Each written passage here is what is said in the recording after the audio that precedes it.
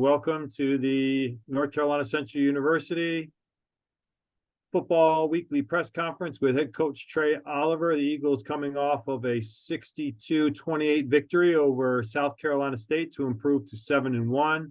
They did advance to number 9 in today's AFCA coaches poll, which matches the program's highest FCS national ranking. Coach, if you could get us started by talking about Thursday night's victory over South Carolina State.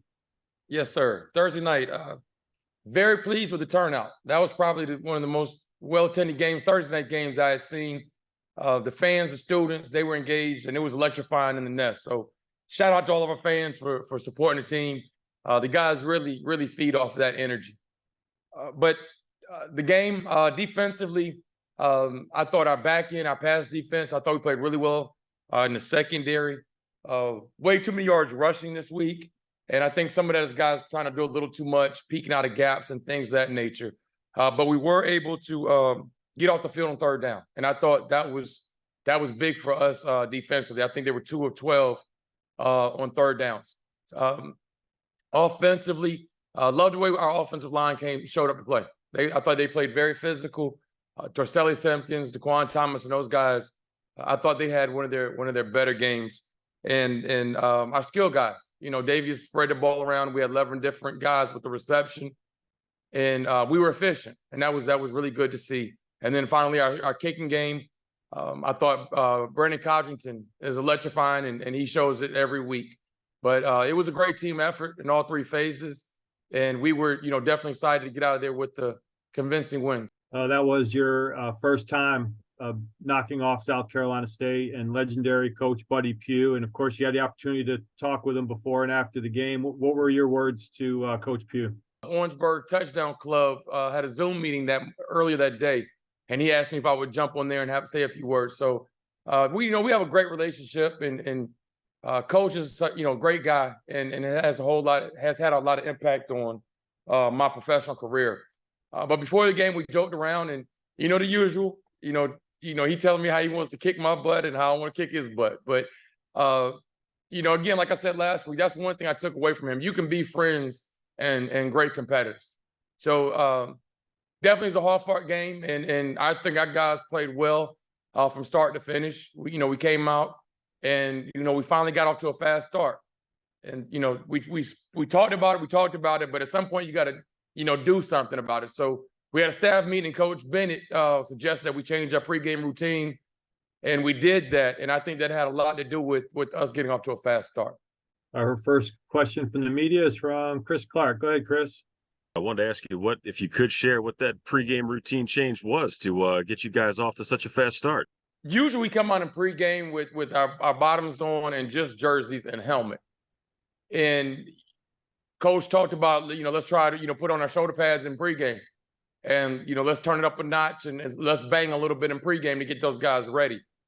And sometimes you get caught up in a routine, but, obviously we need to change something. So we were trying to, change it up a little bit. So we did do that, and it got a little physical out there in pregame. And I think that kind of got our guys' attention, and they were ready to roll when we kicked the thing off. Gotcha. It's tough to tell it's easier to tell when you look back at a turning point, but it seems like that was the first game last Thursday night that you guys got up on a squad and kept on a squad. Am I wrong in that? No, you were right. You're right. We scored first, and I don't know when the last time we scored first in the game was. Defense had a couple of big stops. We had a takeaway in the Max Jurin. Cole Jones had a big hit. Max Jurin scooped and scored. And that was a big play, got a lot of momentum behind us right there. But it was really good to see those guys stay locked in. We came out after halftime, and I challenged them. Same way we were down to Campbell, and, Campbell let us back in it. We can't do it can't let that happen here. And South Carolina State is a well-coached team, and they are a championship program. So we came out with that third quarter, and we knew we had to go to work. Finally here, how important is it to, like you always say, keep the main thing, especially with homecoming, and start fast? Because Norfolk, despite the record, is a team that can score a lot of points. They can. And if you look at the games they played, they've been in all the games, I think, except for Temple. All the games were a one-possession game. So, we have to – our level of focus this week has to be like none other. homecoming is for the alumni, and the students and all that. We'll enjoy the game. We'll enjoy all the events Saturday night. But this is definitely a dangerous team, and we cannot come out here starting off to a slow start and looking sluggish. Next question is from JB Ricks. Go ahead, JB. Coach Oliver, always a pleasure to see you. Appreciate you taking out the time.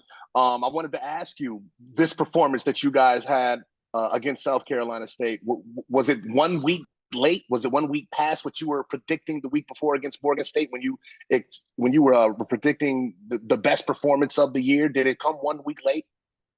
I believe so. And this is what I was expecting against Morgan State, this team right here to show up. I do know that, Morgan State did have 2.5 weeks to prepare for us, and they threw some wrinkles at us that we had to adjust to.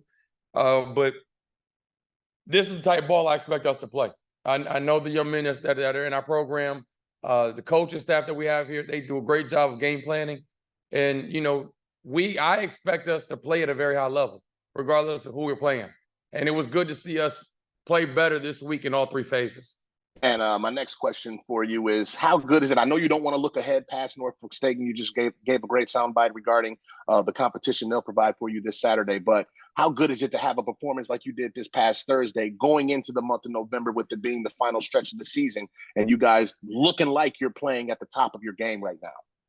That's what it's about. It's about improving every week, from week 1 to week 2, and from week 2 to week 10, whatever the case may be. And I think that when the really good teams that you see, that's what they're able to do. And, guys have to understand, we don't just go through the motions of practice. We're not just trying to survive practice. You can still get better. You can still improve on your technique and fundamentals. You can improve on your eye discipline, on your run fits, on your hand placement. All this stuff, you can still improve throughout the season. So that's the big thing I'm trying to make sure our guys understand and that our coaches are conveying to them.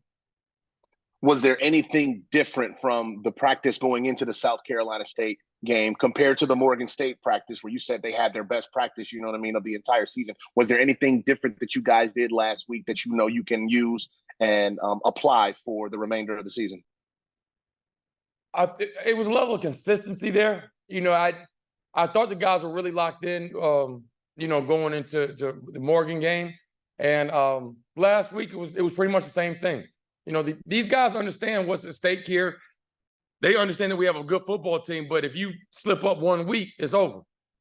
So I believe that we're locked in. I believe that we're focused, and our leaders have done a really good job of leading this team. Before our next question, I will just add to the note that the last time the Eagles scored first was earlier this season against Mississippi Valley State in the Circle City Classic. Our next question is from Alexis from the Campus Echo. Go ahead, Alexis. So I'm glad that you brought up the fact that all three phases of the ball were playing really well together on Thursday night. So how was it for you to see offense, defense, and special teams just work together and just dominate the entire game?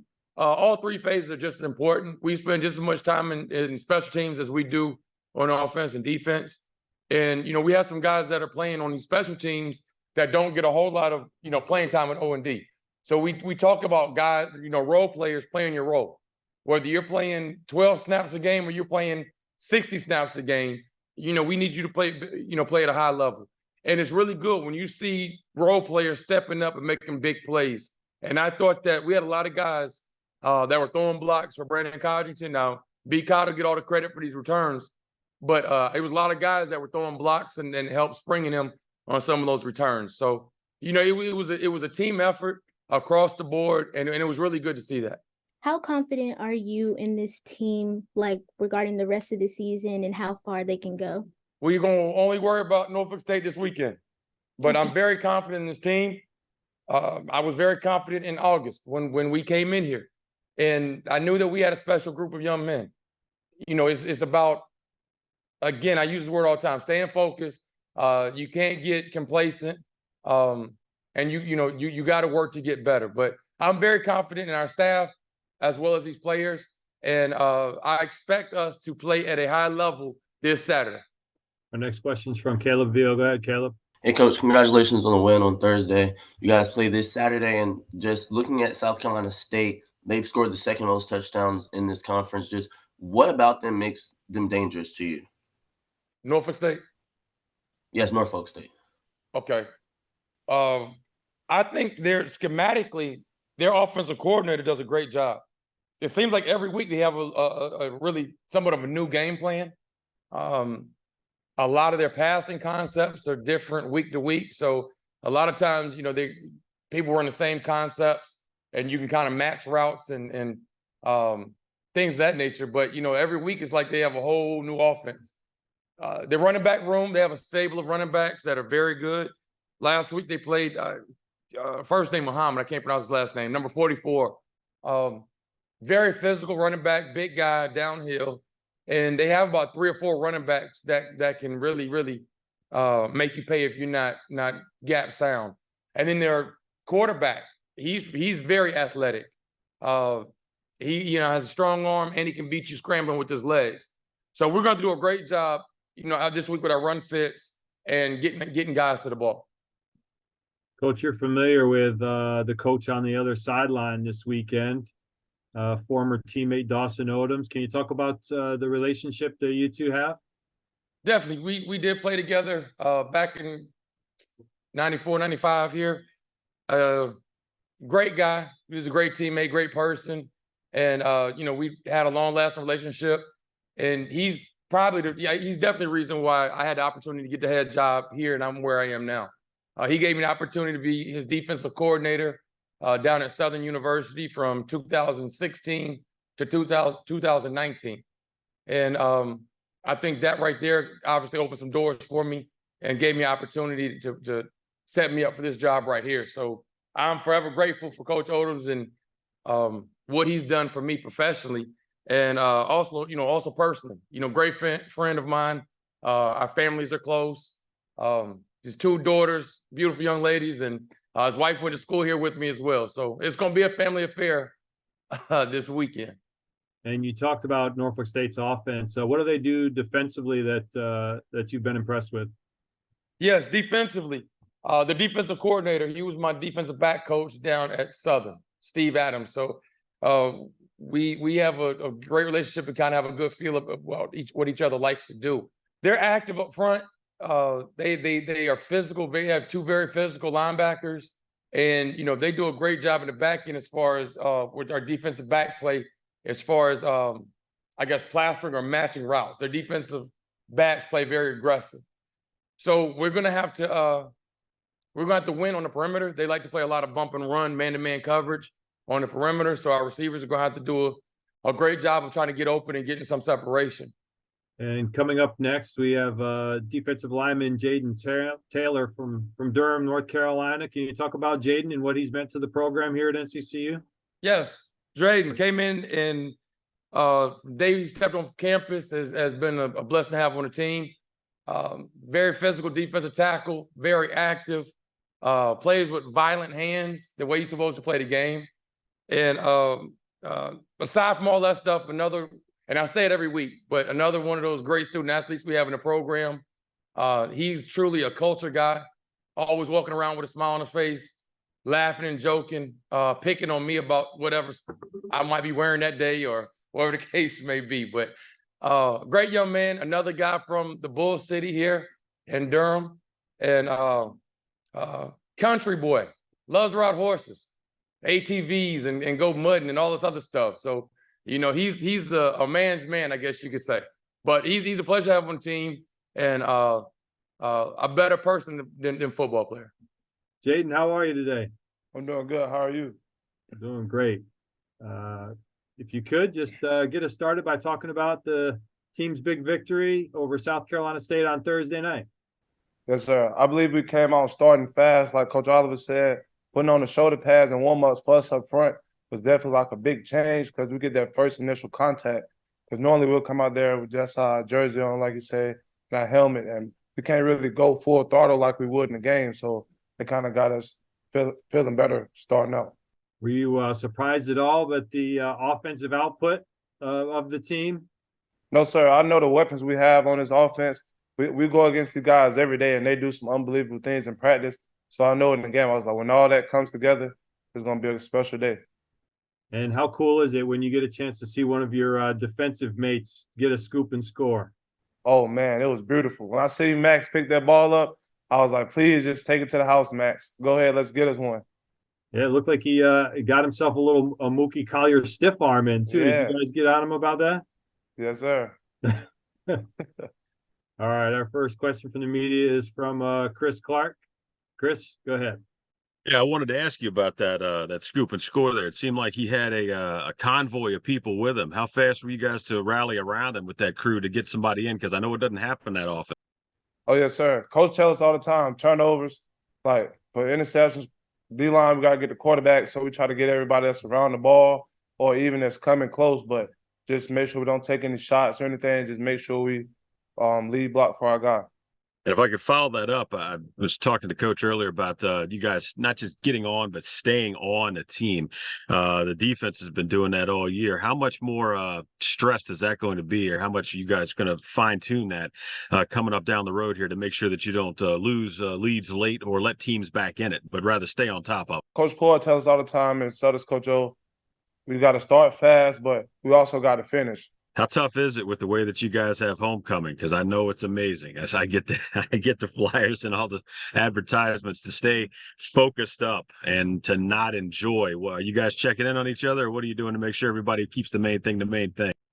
We'll test the chat, but Coach tells us all the time, like, homecoming, that's for alumni and students. He tells us Saturday, it's a much better feeling to celebrate after you win the game. How nice is it being a part of not the birth, because Central has been very good in the past, but the resurgence, if you will, to bring them back to national prominence, because you guys are doing things that no Central team has done before in rankings. How nice is it to be a part of that at Central this year, especially being from Durham? It feels great because I have a lot of family and friends that comes out to the games, and my family, they've been, like my mother, she went to Central, so she's always here rooting, so it feels good to just, win games and then get to see my family and friends after the game and everybody coming out to support. Our next question is from Caleb Veal. Go ahead, Caleb. Hey, Jaden, nice to see you. You guys are facing a multi-talented backfield coming up this week. Just what are some things that you guys are trying to collectively do as a group that can, or that you guys are seeing as a group that can slow down this offense and rushing scheme that they have? Well, we have to stop the run. Like up front, we got to play physical. Well, a single gap defense, every gap have to be accounted for. So this week is going to be about gap control, being violent up front, playing with our hands, and just flying around having fun. And then secondly, you mentioned that your mom graduated from Central. For you personally, what would this win mean for you to win during homecoming in front of her? It would mean a lot because she loves Central. Like my whole family, they all be here, and this is like when I see my family out there, I know I have something to play for as well. Also, Jaden, I remember there was a time where Coach Cord was telling you guys, especially the front seven, that you guys weren't getting at the quarterback the way he wanted you to, and then you go to Elon against another nationally ranked team, and I believe you had 8 sacks that day, 14 tackles for loss. What do you recall? Like, what was the transformation that happened to you guys have such recent success now? he gets on us. He tells us in practice, like your practice habits will become like your game habits. So in practice, we try to work on make sure we get into the quarterback, finishing on the quarterback as well, because sometimes when you get there, you might not make the play, but so we had to just work on finishing the play. And we've got a question from JB Ricks. Go ahead, JB. Hey, Jaden, appreciate you taking out the time, man. I just got a simple question regarding, the level of play you guys are displaying right now. Are you guys playing at your highest level going into the final month of the season? And if so, what's it going to take for you guys to keep that same energy so you can go ahead and try to repeat as HBCU national champs out here? I feel like we're playing at a high level, but I don't feel like we played at our highest level yet defensively because we haven't held that many people to under 100 rushing yards. And I know this group here on defense can hold people under 100 rushing yards. So once we get to that level, then I might say we might be at our highest level defensively. And what do you think about your next opponent, Norfolk State, and the challenge that they'll bring for you guys to keep this momentum going that you have right now? They're a pretty good team, but like Coach always says, it's not about them, it's about us. So if we do our job, stop the run, make sure everybody in their gap, being where we need to be, I feel like we'll be okay. Got another question from Chris Clark. Go ahead, Chris. Yeah, coach kind of let it out the bag that you an outdoorsman, let's say. That's not what he used, but that's the term that I'm going to use because I kind of got some of the same interests. What horses are you riding? Is it thoroughbreds, standard breds? Or are you talking about quarter horses? Or you're a rather large man, big man. Are we talking Clydesdales here, bud? No, I ride standardbreds. I like gator horses. And as far as I mean, you do barrels, you run poles, or is it just like pleasure type stuff? Or are you out there, roping and riding? Nah, the standardbreds they're gator horses, so we ride them like trail rides, stuff like that. They can have special events and stuff like that, and then shows as well. Is there any way that we might be able to see you out there doing any of those kind of things? Because you on a standard doing stuff. We got to get together. I got to see that. Yeah, we can make that happen. And the next question is mudding it. You talking about ATVs, four wheelers? You going back to them 3-wheel days where before they outlawed those things? No, I ride four-wheelers. I do that all the time. Like four-wheelers, mud, and that's like kind of my enjoyment away from ball. Like on an off day, I'll go home, ride four-wheelers, hang out with my dad and my family a little bit, and then I'll come back and be ready to practice. I got a 250 Big Red. Which one are you rolling around on here? I have a Can-Am XMR 1000. We got to hang out. I'll be in touch. I appreciate it there, Jade. Jaden, you mentioned how your mother attended school here at NCCU. What are some of your early memories of North Carolina Central University? For me, I always came to the homecoming games. So when I remember I used to come out here, I used to go to the tailgates, but I always used to tell Mom, like, Mom, let's go to the football game. So we'll go over there to the game. And I was like, Mom, I want to play college ball one day. And then I don't start here, but I end up coming here as my second college, and I love it. Jaden, you mentioned how you transferred to NCCU. So how did that all happen, and what led to your decision to be an Eagle? Well, when I was leaving my old school, my dad was having like some little health issues, so I wanted to be kind of close to home. And I was a little homesick because, I just used to being home, and I was like, man, I love to go to Central. And then when I hit the portal, that opportunity came up. And I met with Coach Oliver, me and my mom. We toured the campus. And then when I first went to Coach Oliver's office, we sat and had a conversation. And I already felt like I was at home. And then when I came here officially, they embraced me like I was family, and I've been feeling like family ever since. What's your favorite part about being an NCCU Eagle, and some of your fondest memories? My favorite part would be actually having my family come to the games, because my old school, my family couldn't really travel as much because I was so far away from home. Everybody couldn't be there. But now, like, when I get out of games, I have 10, 15 family members and friends here to support me. And like, that's always fun to have your family out there supporting you when you're playing this game. And what did it mean to you last season to be able to bring home a HBCU national championship back to your hometown, and actually got celebrated with a parade down Fayetteville Street too? What was that like? And so that was amazing, like bringing that back here, because I don't think we've done that one in celebration. I think that was our first one for Central. I was grateful to be a part of that team.